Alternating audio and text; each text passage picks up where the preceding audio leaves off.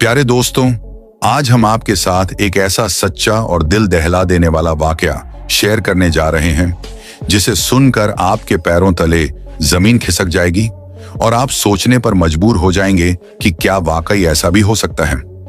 एक बेवा माँ की 3 जवान बेटियां जिनकी अभी शादी भी नहीं हुई थी, अचानक उम्मीद से हो गई। न उनका बाहर आना जाना था, न किसी से मेल झोल। फिर सवाल ये पैदा होता है, आखिर वो कौन है जिसने ये सब किया? क्या वो उनका अपना सगा बाप था, या कोई सौतेला भाई, या शायद चाचा, या मामा खालू, या कोई और करीबी रिश्ता जिस पर भरोसा था, जो घर का फर्द था और जिससे कभी ऐसी उम्मीद न थी। ये वाकया ऐसा है जिसने पूरे गांव को हिलाकर रख दिया। घरों के दरों दीवार तक कांप उठे जब सच्चाई सामने आई। तो आइए बगैर वक्त जाया किए सुनते हैं वो लर्जा खेज वाकया जिसने साबित कर दिया कि हर दरिंदा बाहर नहीं होता, बाद दफा वो घर के अंदर होता है और उसका चेहरा सबसे ज्यादा भरोसे वाला होता है। ये बात एक दुखी दिल रखने वाली, मेहनती और गरीब बेवा औरत की है जिसका नाम बीबी हलीमा था। उसका शौहर कई साल पहले दुनिया से रुखसत हो चुका था और उसके पहले शौहर से एक बेटा था जो मां के दूसरे निकाह के बाद भी उसी के साथ रहा।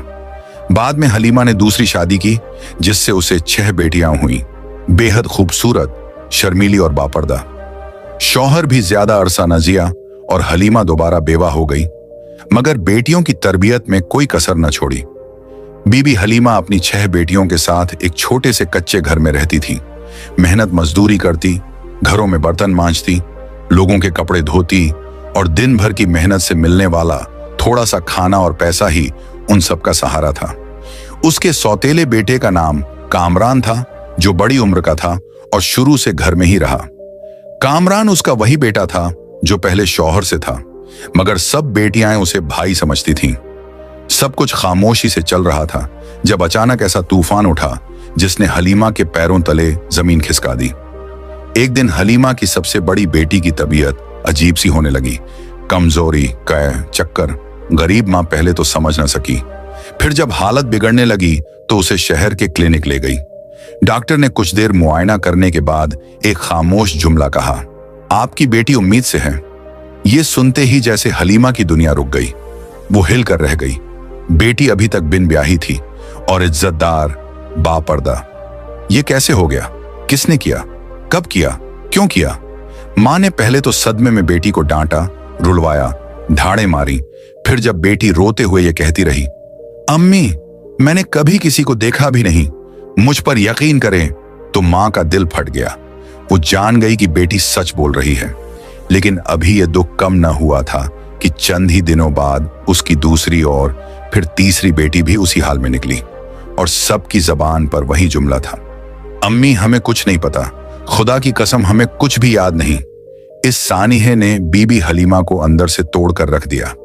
वो दिनों तक रोई, सोचती रही, मगर कुछ समझ ना आया।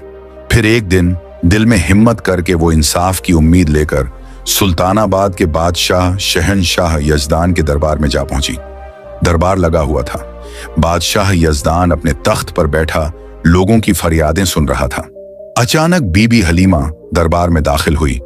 चेहरा आंसुओं से भीगा हुआ, कपड़े धूल से अटे, पांव नंगे, आंखों में बस एक ही सवाल, मुझे इंसाफ कब मिलेगा?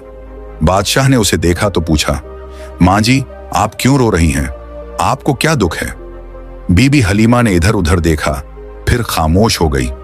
वजीर आगे बढ़ा और बोला, अम्मा दरबार में आई हैं, जबान खोलें, बताएं क्या तकलीफ है। मगर बीबी हलीमा बोली, बादशाह सलामत, मैं आपसे अकेले में बात करना चाहती हूं। मेरे दुख का मामला ऐसा है कि सबके सामने बताऊंगी तो कल मेरे घर के दरो दीवार भी शर्म से लरज जाएंगे। बादशाह हैरान हुआ, मगर औरत की लरजती आवाज और चेहरे का दर्द देखकर कहने लगा, इस मां को मेरे कमरे में लाया जाए, मैं इसका दुख सुनना चाहता हूं। 2 सिपाही हलीमा को अंदर ले गए, बादशाह के खास कमरे में। वहां बीबी हलीमा बादशाह के कदमों में गिर पड़ी, झारों कतार रोने लगी।